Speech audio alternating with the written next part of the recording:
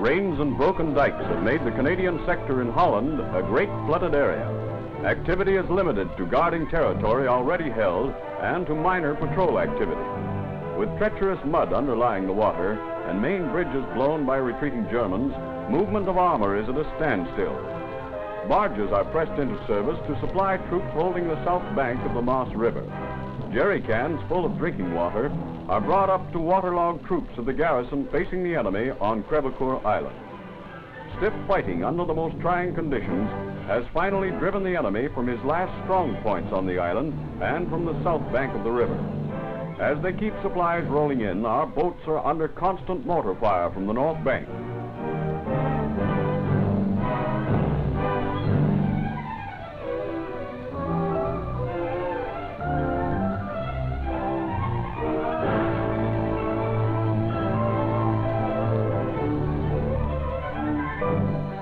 One of our newest amphibious vehicles, the Weasel, follows the path of what was once a main highway. Road signs and traffic lights give way to buoys and floating markers. Roadblocks are easily disposed of as Weasels play their part in keeping supply routes open. With nature and enemy demolitions combating our efforts, supplying frontline troops taxes the ingenuity of everyone. If a freeze-up occurs, boats will give place to sleighs as the operations again become a war of movement.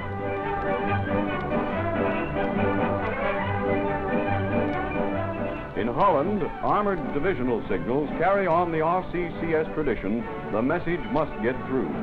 A forward tank commander finds his wireless sender has ceased to function. He immediately dispatches a message for a replacement from a nearby tank back to Advanced Brigade headquarters.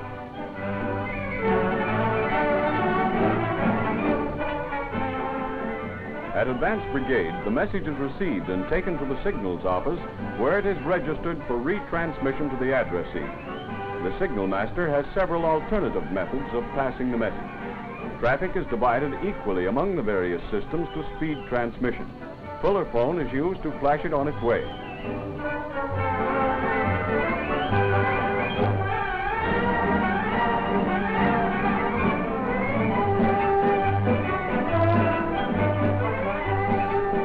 When other methods fail, the dispatch rider gets through. So the message finally reaches its destination, technical maintenance section of Signals Pod. Here an instrument mechanic loads a new wireless set into his mobile service shop. It is rushed forward to replace the dud set in the tank. Through the work of Royal Canadian Signals, the complex organization of a great army is closely knitted together. Living up to the traditions of their patron saint Hermes, the winged messenger, Signals are the fighting example of the motto on their corps crest, Velox, Virtutus, Vigilant. Speed, accuracy, watchfulness.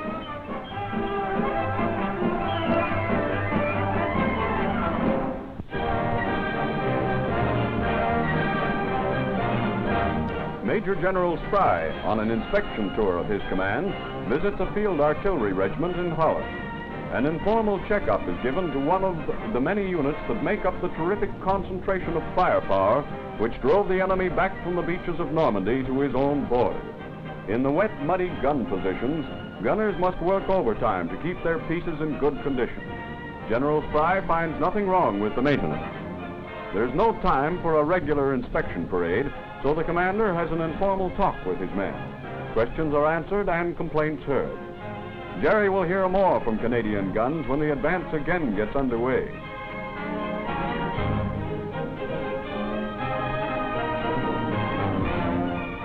In Antwerp Harbor is found the answer to the German claim of having blown up the main locks by means of underwater troops.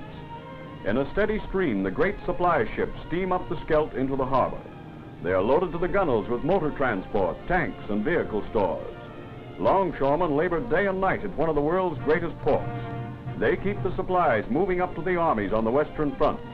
The front door to our supply routes is indeed wide open.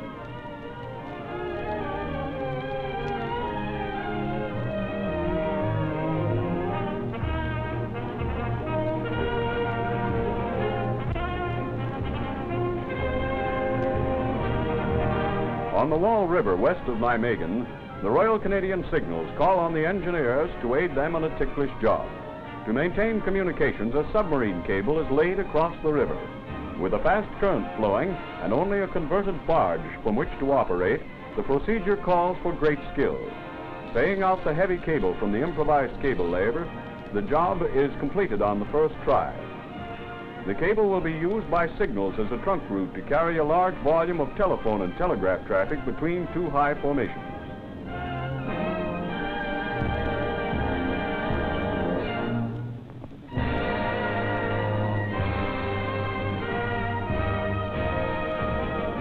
The Army Jeep has finally become streamlined.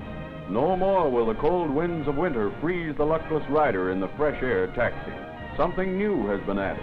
A plexiglass superstructure guaranteed to make the Jeep as comfortable as a town car. All we need now is soft cushions and we'll have a real jalopy to drive after the war.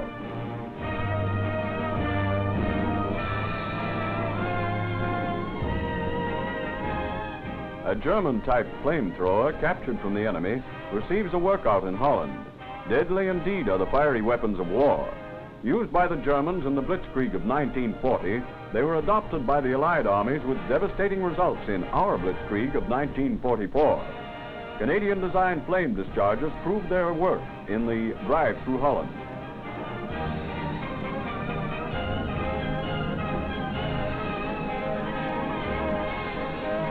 In the offense, covered by smoke, flame-throwing carriers burn the enemy from his strong point.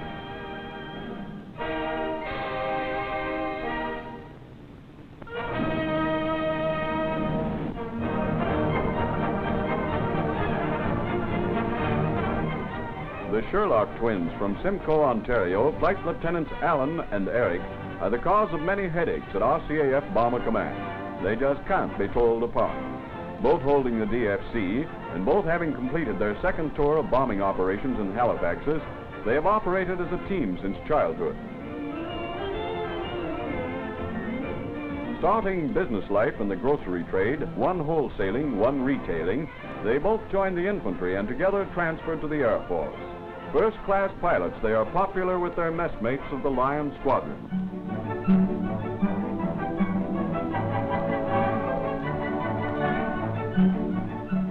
A Canadian Wren joins her sisters in the WRNS as a member of a Royal Navy crew. At a South Coast port, the girls man their own craft. Many of the little ships have been taken over by girls. Their job is to ferry personnel from the quayside to the ships at anchorage. A popular lot with their passengers, the seagoing lasses handle their jobs like old salt.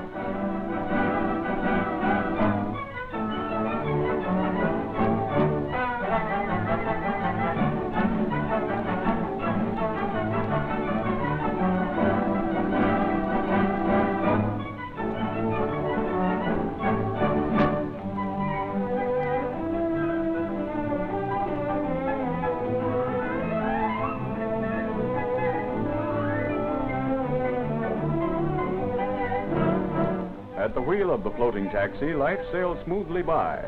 The boat's crew consider themselves the luckiest girls in the service.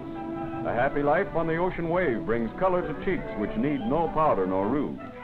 Stoker Molly of Montreal is the only Canadian attached to a British boat's crew. Oh, for the life of a sailor.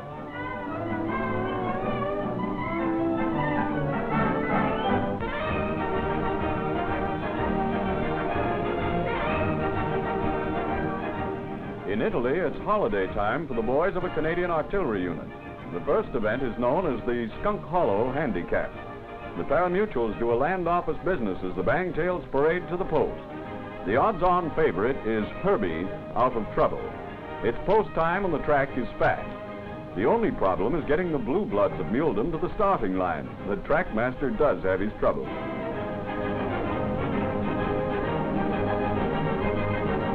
It's a snappy 6 furlongs, and the favorite is the winner. A turkey shoot is another feature of the day. All the spectators are invited to enter the contest. The infantrymen think they have the edge, but the boys of artillery and signals give them a good run for their money. After winning the prize, you've got to catch it, and that's some job. To the victors go the spoils. There are going to be some happy faces around a certain cookhouse tonight.